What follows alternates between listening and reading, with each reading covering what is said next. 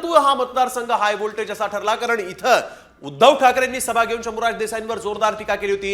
High voltage असा हा मतदारसंघ आम्ही का म्हणतोय, पाटणमध्ये कोण जिंकणार असा प्रश्न उपस्थित झाल्यानंतर शंभूराज देसाई यांनीच इथं बाजी मारली आणि खरं तर ही तिरंगी लढत पाटणमध्ये होती, कारण सत्यजित पाटणकर या अपक्ष उमेदवारानं देखील कडवं आव्हान शंभूराज देसाई यांच्या पुढे उभं केलं होतं। तर शिवसेना उद्धव बाळासाहेब ठाकरे पक्षाकडून हर्षल कदम निवडणुकीच्या रिंगणात होते। शंभूराज देसाई जे आहेत त्यांचं वर्चस्व इथं 2004 पासून खरं तर होतं। 2004 ला ते आमदार झाले होते पहिल्यांदा, परंतु त्यांना सत्यजित सिंग पाटणकर जे आता अपक्ष म्हणून उभे आहेत त्यांनीच पराभूत केलं होतं। 2009 ला सत्यजित पाटणकर हे निवडणुकीमध्ये उभे राहिले आणि निवडून आले होते, परंतु पुन्हा एकदा शंभूराज देसाई यांनी 2014 ला त्यांना मात दिली आणि निवडणुकीमध्ये ते यशस्वी झाले। 2019 ला देखील शंभूराज देसाई निवडणुकीमध्ये यशस्वी झाले होते आणि त्यानंतर आपण बघतोय आता 2024 ला देखील शंभूराज देसाई हॅट्रिक मारतायत। सलग शंभूराज देसाई हॅट्रिक मारतील असं दिसतंय।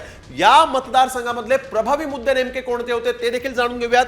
अर्धवट राहिलेली विकास कामं यावरून विरोधकांनी अक्षरशः राळ उठवली होती। कोयना धरणग्रस्त नागरिकांचे प्रश्न देखील प्रलंबित आहेत। सोबतच मराठा आरक्षणाचा मुद्दा इथं फार महत्त्वाचा होता आणि याच मराठा आरक्षणाच्या मुद्द्यावरून शंभूराज देसाई यांनी मनोज जरांगे यांच्याशी देखील अनेकदा बातचीत केली होती, त्यांची भेट घेतली होती। मनोज जरांगेंचं उपोषण सोडवण्यासाठी शंभूराज देसाई यांनी मध्यस्थी देखील केली होती आणि आपण बघतोय की शंभूराज देसाई जे आहेत त्यांना 2019 मध्ये मोठ्या प्रमाणात मतं मिळाली होती।